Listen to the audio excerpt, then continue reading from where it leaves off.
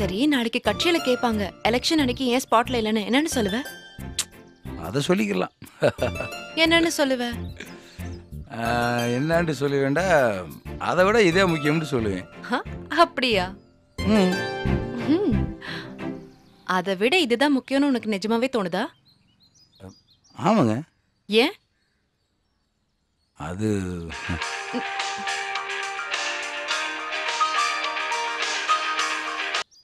சொல்லு.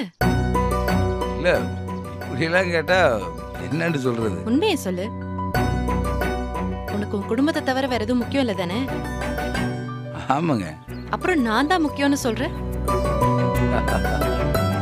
புரிஞ்சிருச்சு நீ என்ன சொல்ல போறன்னு. நீங்களும் என் குடும்பம் தானேன்னு சொல்ல போற, அதானே? ஆமாங்க. ஐயா, அம்மா, அத்தை எல்லாருமே எங்கள் குடும்பம். நீங்கள் நான் மட்டும்தான் நம்ம குடும்பம். இல்லைங்க, பொதுவாக அப்படித்தானே வரும், அதான் சொன்னேன்.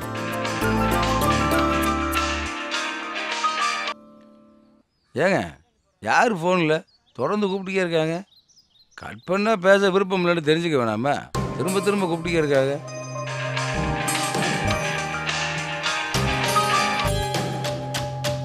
ஏங்க, யாருங்க இது? ஏதாவது பிரச்சனையா? இல்ல, தினேஷ் தான் போன்ல. தினேஷா? எடுத்து பேசுங்க. என்ன பேசுறது? இல்ல, அப்புறமா பேசிக்கலாம்.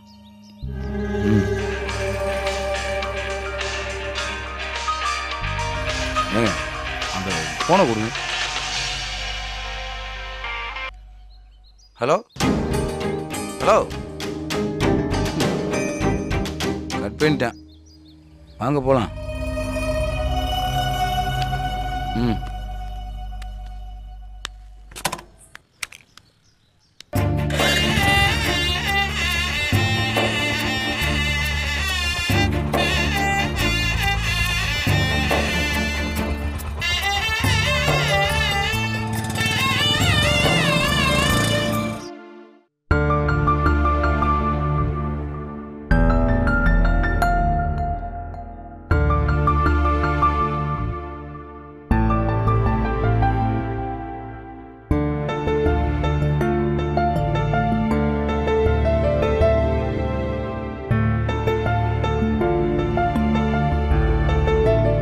ஏங்க,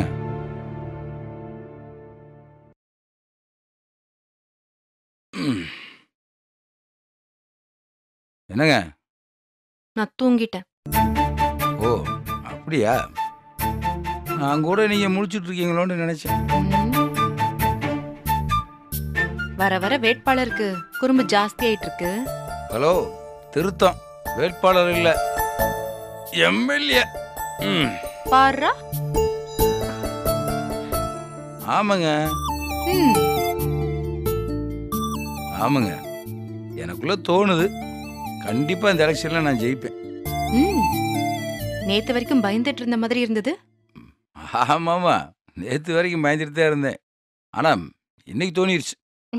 அது எப்படி திடீர்னு தோணும்? ஆமாங்க, தோணுச்சு. எனக்கு பரிச்சை முக்கியம் இல்லைன்ட்டு எனக்காக ஓட்டு போட நீங்க லைன்ல இருந்ததை பார்த்துட்டு எனக்கு தோணுச்சு, நான் கண்டிப்பா ஜெயிச்சிருவேன்.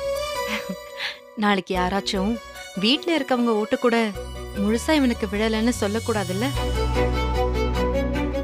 அதனாலதான் வந்து ஓட்டு போட்டேன்.